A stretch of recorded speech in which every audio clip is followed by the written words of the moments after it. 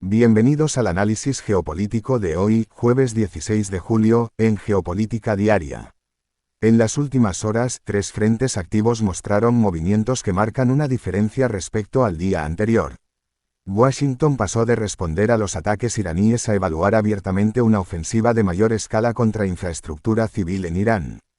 Kiev firmó un nuevo acuerdo de seguridad con la Unión Europea horas antes de que misiles rusos alcanzaran la capital ucraniana. Y en Sudán, el cerco sobre la ciudad de El Obeid se cerró hasta dejar una sola vía de salida para sus habitantes. El conflicto entre Estados Unidos e Irán por el control del estrecho de Hormuz entró hoy en su sexto día consecutivo de ataques cruzados, después de que el Comando Central de Estados Unidos, conocido como CENTCOM, completara ayer miércoles una segunda oleada de bombardeos contra sistemas de defensa costera y depósitos de misiles en la isla de Tunb Mayor, en el Golfo Pérsico. Según CENTCOM, la operación busca degradar la capacidad iraní de atacar buques comerciales que transitan por el estrecho, ruta por la que circula cerca del 20% del petróleo y el gas que se comercia en el mundo.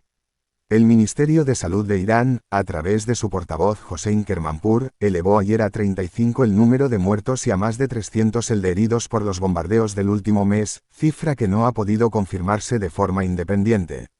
La portavoz del gobierno iraní, Fatemeh Mohajerani, afirmó por separado que más de 30 civiles murieron en el sur del país, mientras el ejército iraní informó de la muerte de 7 de sus efectivos en un cuartel bombardeado durante la noche. Irán respondió esta madrugada con misiles y drones contra objetivos vinculados a Estados Unidos en Jordania, Bahrein y Kuwait. Las autoridades jordanas dijeron haber interceptado varios proyectiles, el ejército kuwaití informó que sus defensas repelían drones hostiles, y Bahrein activó alarmas y pidió a la población buscar refugio. El cuerpo de la Guardia Revolucionaria Islámica reivindicó los ataques como respuesta a lo que Teherán considera una violación del memorando firmado el 17 de junio entre el presidente Donald Trump y su homólogo iraní, Masoud Pezeshkian, para poner fin a la guerra. El portavoz de Exteriores iraní, Esmail Bakai, afirmó que su país no tiene previsto negociar y seguirá respondiendo con firmeza. El presidente del Parlamento iraní, Mohammad Bagher Khalibaf, defendió lo que llamó las disposiciones iraníes sobre el estrecho y acusó a Washington de intentar debilitarlas por la fuerza. CENTCOM sostiene, en cambio, que Irán no controla el estrecho y que desde mayo Estados Unidos ha facilitado el paso de más de 800 buques comerciales. Trump dijo ayer a periodistas que llegarán más ataques en los próximos días y que puentes y centrales eléctricas iraníes podrían ser objetivo la próxima semana si Teherán no retoma las negociaciones, según fuentes citadas por Axios, uno de cuyos reportes indica que Trump convocó una reunión en la sala de crisis de la Casa Blanca para discutir una ofensiva más amplia. El impacto económico ya es medible, el crudo Brent superó los $83 por barril, y la firma de análisis Kepler informó de que los cruces por el estrecho cayeron a la mitad respecto a la semana anterior. Mientras en el Golfo Pérsico la disputa se libra, en parte, mediante bloqueos al comercio de petróleo, en el Mar Negro Ucrania y Rusia libran una guerra económica paralela contra las rutas energéticas del contrario. Kiev anunció hoy haber golpeado durante la noche 6 petroleros y 2 remolcadores rusos en el Mar Negro y el Mar de Azov, embarcaciones que, según el Estado Mayor ucraniano, transportaban petróleo y combustible militar para Moscú al margen de las sanciones, dentro de lo que Kiev llama la flota fantasma rusa. El ataque llegó horas después de que el presidente Volodymyr Zelensky y la presidenta de la Comisión Europea, Ursula von der Leyen, firmaran en Kiev un acuerdo de cooperación en materia de drones. Poco después, misiles rusos alcanzaron la capital ucraniana, el alcalde Vitaly Klitschko informó de 2 muertos y 6 heridos, entre ellos un menor de 16 años. Este ataque se suma a una ofensiva rusa contra la región de Odesa que acumula ya 5 días consecutivos, según el gobernador regional Oleg Kiper, quien informó de daños en infraestructura civil, industrial y portuaria. La exportadora de grano Kernel confirmó que suspendió sus operaciones en el puerto de Chernomorsk tras un bombardeo que dañó 45.000 toneladas de trigo. Ucrania, por su parte, ha intensificado su propia campaña contra esa flota. El comandante de las fuerzas de sistemas no tripulados, Robert Brody, cifró en 136 las embarcaciones vinculadas a Rusia alcanzadas en los últimos 10 días. El Kremlin, a través de su portavoz Dmitry Peskov, calificó los ataques ucranianos contra infraestructura energética como actos de terrorismo y afirmó que la respuesta rusa forma parte de lo que Moscú llama su operación militar especial. Hasta el momento, el Kremlin no se ha pronunciado públicamente sobre el ataque de hoy contra Kiev. En medio de la escalada, Zelensky removió ayer a Mikhailo Fedorov de su cargo en el gobierno, dentro de una reorganización más amplia de su gabinete. Según el grupo de análisis independiente Deep State, corroborado de forma aproximada por el Instituto para el Estudio de la Guerra, Rusia ganó en el último mes unos 39 kilómetros cuadrados adicionales de territorio ucraniano, un ritmo que ambas fuentes describen como lento pero sostenido, lo que sugiere que la guerra económica en el Mar Negro seguirá siendo, en el corto plazo, el terreno donde ambos bandos buscan una ventaja más rápida que en el frente terrestre. Tanto la guerra entre Irán y Estados Unidos como la ofensiva en el Mar Negro se libran bajo marcos de alto el fuego parcialmente incumplidos. Ese mismo patrón define hoy la situación en Gaza, donde el llamado alto el fuego respaldado por Naciones Unidas sigue sin traducirse en el fin de los ataques.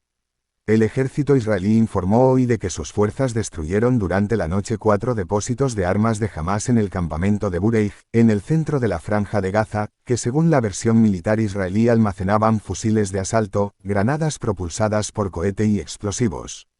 Un día antes, un ataque aéreo israelí contra un puesto policial cerca de un mercado del norte de Gaza mató al menos a 7 personas, según autoridades sanitarias y policiales citadas por la BBC.